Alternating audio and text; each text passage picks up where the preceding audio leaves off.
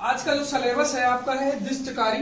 दिष्टकारी के जरिए हम लोग ये सीखेंगे कि किस प्रकार, कल आपको ये चीज बताया गया होगा कि पीएन संधि डायोड का सिंबल कैसा होता है, इस तरह, है ना। कॉपी में अगर आप लोगों ने न लिखा होगा तो सिग्नल सिंबल इसका प्रतीक जरूर लिख लीजिएगा, ठीक है। कि पीएन संधि डायोड का सिंबल इस तरह होता है, जिसमें ये त्रिभुजाकार भाग किसको प्रदर्शित करता है, पी को, और ये वाला भाग प्रदर्शित करता है एन को। तो आज हम लोग डायोड का इस्तेमाल करेंगे, पीएन संधि डायोड का, और इस पीएन संधि डायोड के द्वारा ऐसे उपकरण दिष्टकारी का निर्माण करेंगे जो क्या करता है, एसी करंट को काहे में बदलता है, डीसी की। ठीक, आई बात समझ में कि हमें जो पीएन संधि डायोड है इसका इस प्रकार समायोजन करना है जिससे एक उपकरण बनेगा जिससे क्या बोला जाता है, दिष्टकारी, जिसके जरिए हम क्या करेंगे, एसी करंट को काहे में बदलेंगे, डीसी करंट। ठीक, अब आप लोगों ने इतना तो पढ़ा ही है, 11th 12th के विद्यार्थियों, तो एसी करंट आपके पास श्रृंग और गर्त बनाते हुए चलता है। एक सिरा धनात्मक, दूसरा ऋणात्मक, फिर धनात्मक, फिर ऋणात्मक। मतलब हर एक चक्कर के बाद, हर एक आधे चक्कर के बाद धारा की दिशा क्या होती है, बदलती है। जैसे देखो, पहला चक्कर इसका यहाँ तक में क्या है, धन सिरा, अगला क्या है, ऋण सिरा, और फिर धनात्मक सिरा, फिर ऋणात्मक सिरा। ठीक है। और अगर यही चीज डीसी की बात की जाए तो डीसी में क्या होता है, केवल एक ही सिरा निर्गत होता है, चाहे पॉजिटिव सिरा हो चाहे निगेटिव सिरा हो। मतलब यदि इसका पॉजिटिव सिरा ही निर्गत होगा, या तो पॉजिटिव निर्गत हो सकता है या तो निगेटिव निर्गत हो सकता है। तो इस प्रकार के करंट को हम लोग क्या बोलते हैं, डीसी करंट। तो यहाँ हम लोग जो है इस पीएन संधि डायोड का इस्तेमाल करेंगे, और इस्तेमाल करके हम लोग क्या बनाएंगे, एसी करंट को कहीं में बदलेंगे, डीसी। यहाँ दिष्टकारी का प्रयोग दो तरह से होगा, एक होगा अर्ध तरंग दिष्टकारी के रूप में,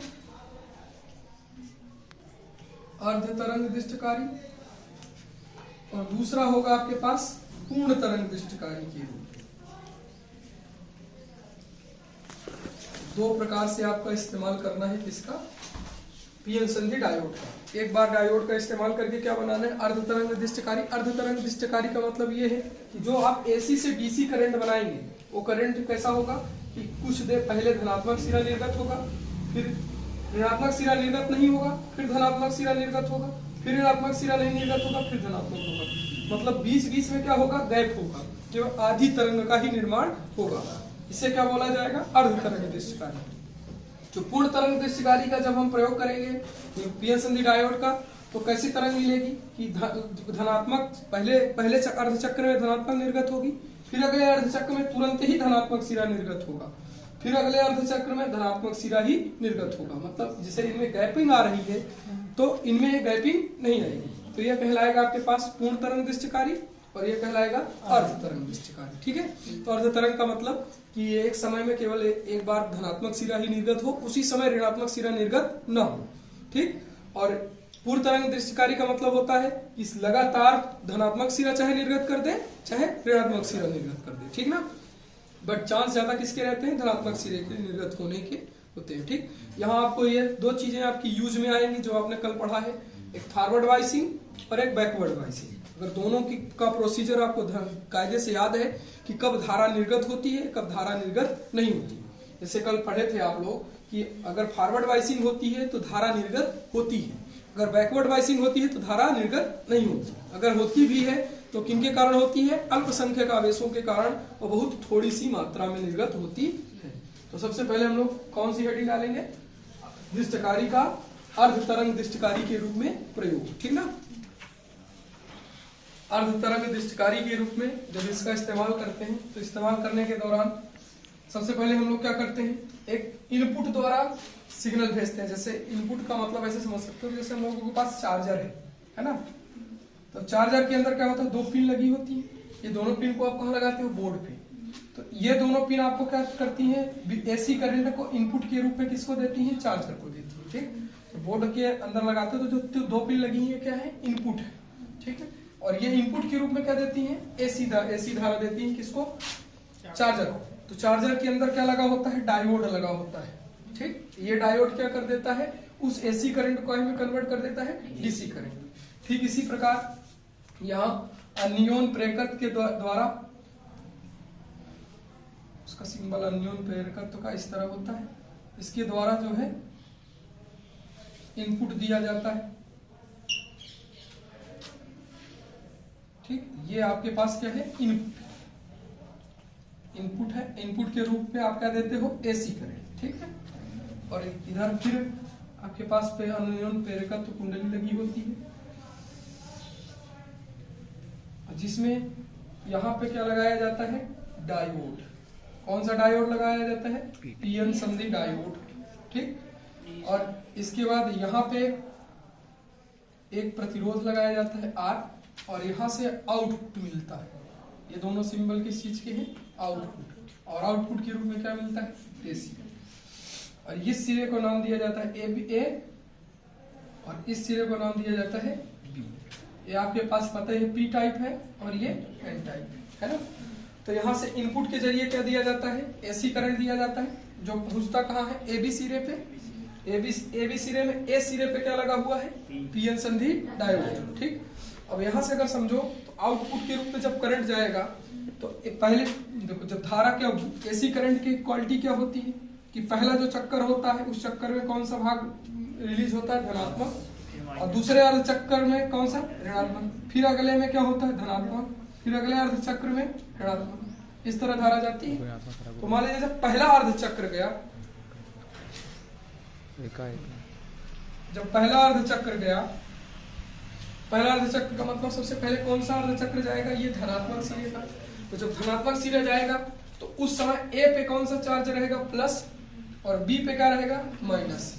फिर दूसरा अर्ध चक्र जाएगा तो दूसरा अर्ध चक्र क्या होगा, ऋणात्मक अर्ध चक्र। तो ऋणात्मक अर्ध चक्र के दौरान पी क्या हो जाएगा, माइनस, और बी क्या हो जाएगा, प्लस।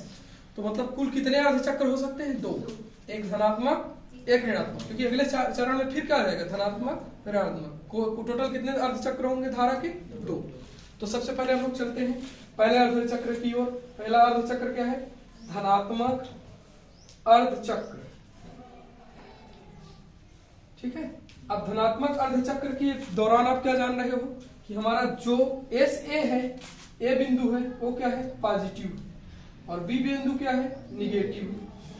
तो इस हिसाब से आपका पी टाइप काहे से जुड़ा हुआ है, पी टाइप सिरा कैसे जुड़ रहा है, प्लस से जुड़ रहा है, और एन टाइप काहे से जुड़ रहा है, माइनस, है ना। इतना तो दिख रहा होगा ना।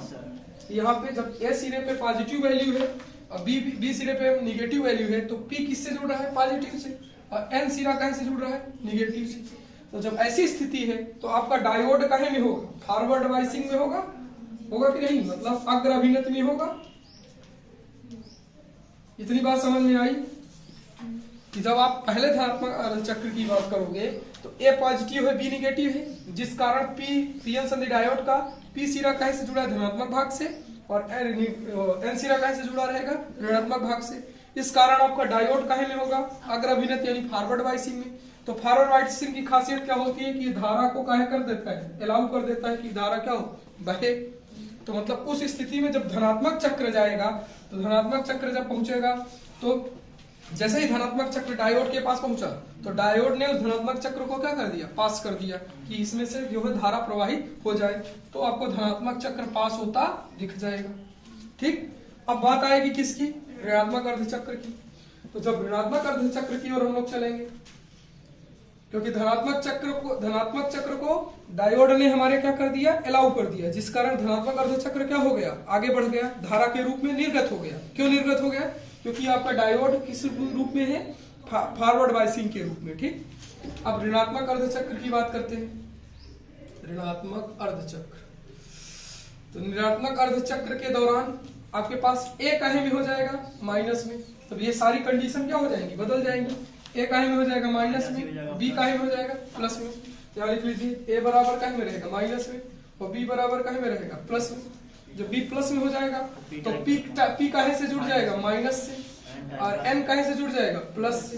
तो आपका डायोड काहे में हो जाएगा, पास्य अभिनत में हो जाएगा ना, क्योंकि पी अगर माइनस से जुड़ रहा है तो, और एन पॉजिटिव से, तो कौन सी बाइसिंग होती है, बैकवर्ड बाइसिंग। और बैकवर्ड बाइसिंग यानी पश्च अभिनत में धारा अलाउ होती ही नहीं, होती नहीं होती ना। तो जो नहीं होती तो जो ये ऋणात्मक भाग है इसको डायोड अलाउ ही नहीं करेगा अपने में से जाने के लिए। तो इतना भाग क्या मिल जाएगा आपको, रिक्त, ठीक। फिर अगला धनात्मक चक्र आएगा, क्योंकि फिर धारा की दिशा बदलेगी।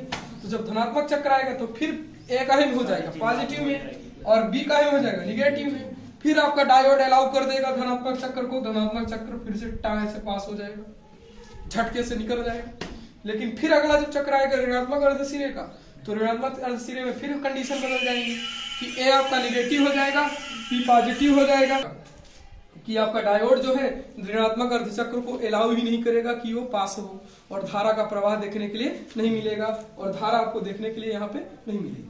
फिर अगले अर्धचक्र फिर पॉजिटिव सिरा निकल आएगा, तो पीएन संधि डायोड फिर फॉरवर्ड बाइसिंग में हो जाएगा और उसको फिर पुनः अलाउ कर देगा, फिर आपको आधी तरंग देखने के लिए मिल जाएगी। इस तरह ये तरंग कहे मिलेगी, आधी आधी तरंगे मिलेंगी, जिसमें इनका एक आधा चक्र हमेशा क्या रहेगा, लोप रहेगा, क्योंकि वो कैसा है, ऋणात्मक अर्धचक्र है। और उस दौरान आपके पास क्या होगा कि आपका जो डायोड होगा वो पश्च बाइसिंग में होगा, फॉरवर्ड बैकवर्ड बाइसिंग में होगा, जिस कारण धारा निर्गत नहीं होगी। ठीक ना, तो इस तरह आधा आधा तरंगे मिलेंगी इस तरह, इसलिए इसे क्या बोला जाता है, अर्ध तरंग दिष्ट कार्य।